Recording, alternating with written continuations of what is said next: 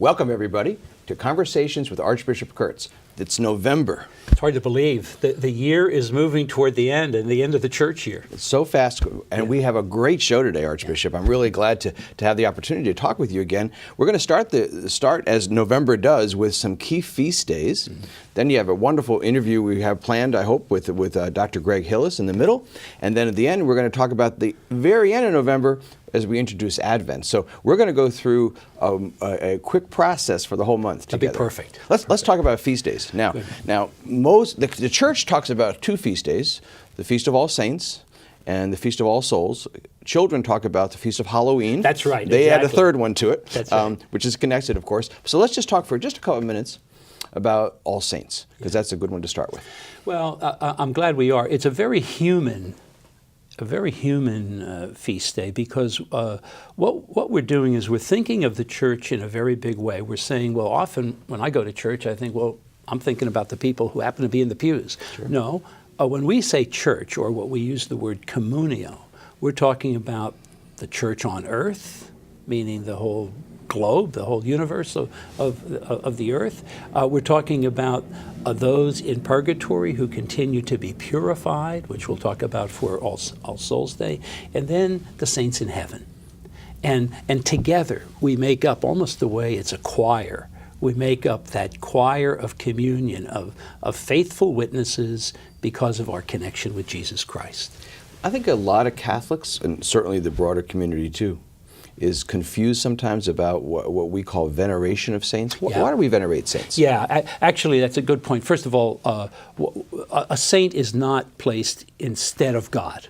Right. In fact, the greatest saint, of course, is our Blessed Mother. And I always say, when we draw close to one of the saints, whether it's our Blessed Mother or one of the saints that is particular to us,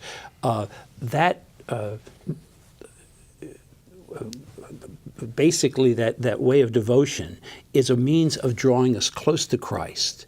And so the same way as in a family, we tend to want to do the right thing, but we often look at our brothers and sisters and want to have their help.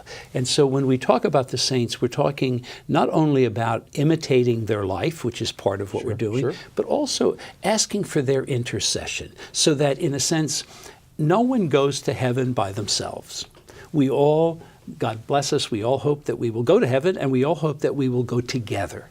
And so as we join to Christ, that communion, or you almost see a procession, is going together, and the saints in heaven are the ones who will be welcoming us and who right now pray for us. So it's a great human way. If you understand the family and how important for us it is that we aren't simply saved one person at a time, but rather together we are called in union. And that's been a very ancient teachings of our church. You know, you could almost make a comparison to our Holy Fathers calling us to other times he uses the word accompaniment. Well, that's right.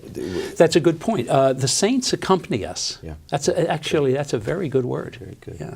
Okay, then there's All Souls, and All Souls is another one that causes some confusion. Now, some cultural traditions around the world, Hispanics in particular, this is particularly a high feast day, while All Saints is a holy day of obligation and All Souls isn't. But the feasts and the festivals around All Souls, what does that mean? We're not worshiping the dead? No, that's right. Here? That's right. Some cultures especially have a great respect for elders.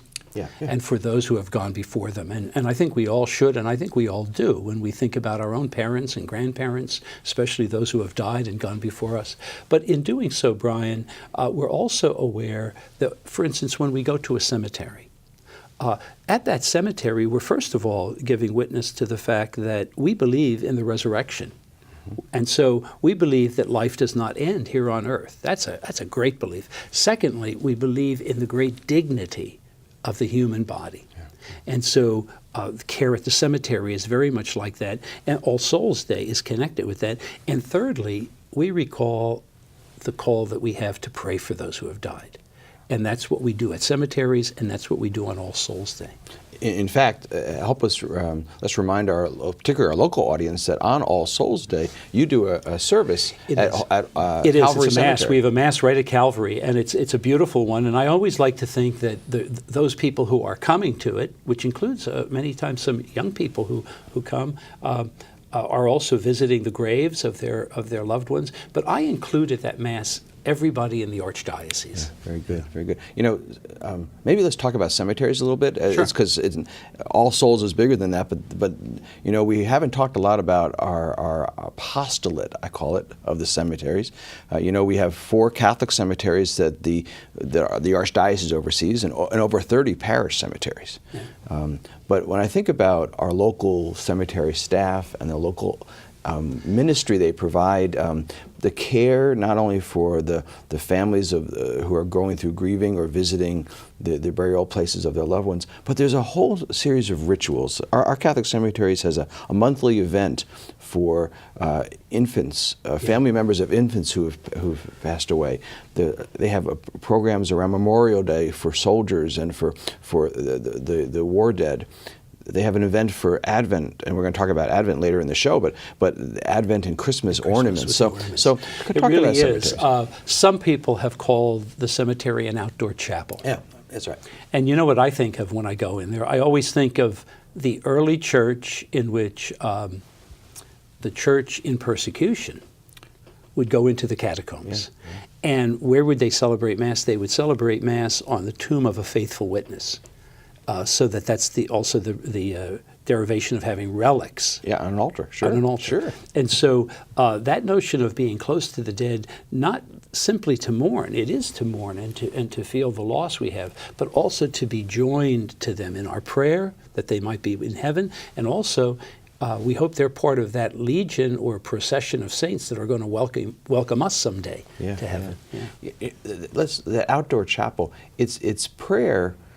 Is a prayerful space, and goodness sakes, it's beautiful. I mean, Calvary Cemetery, they're all beautiful. Really, all of the cemeteries are. We have to give a shout out, if you would, to Javi and all who are involved with the preparation and the work with our cemeteries. And I know as we go across the diocese and the other 23 counties outside of Jefferson, where parishes often have the cemeteries, the people care deeply for those spaces. They hold them as sacred ground. They do. No, there's no question about it, Brian. And so the month of November begins, I think, very beautifully with this notion of remembering those who have died, the faithful in heaven and those who continue to need our prayers. Huh? Very good. Yeah. Well, this is great conversation. Stay with us. In a couple minutes, Archbishop's going to have a special guest, Dr. Gregory Hillis, who's going to talk a little bit with him about a number of good topics, I hope, and then we'll come back for a third segment later on. Stay with us.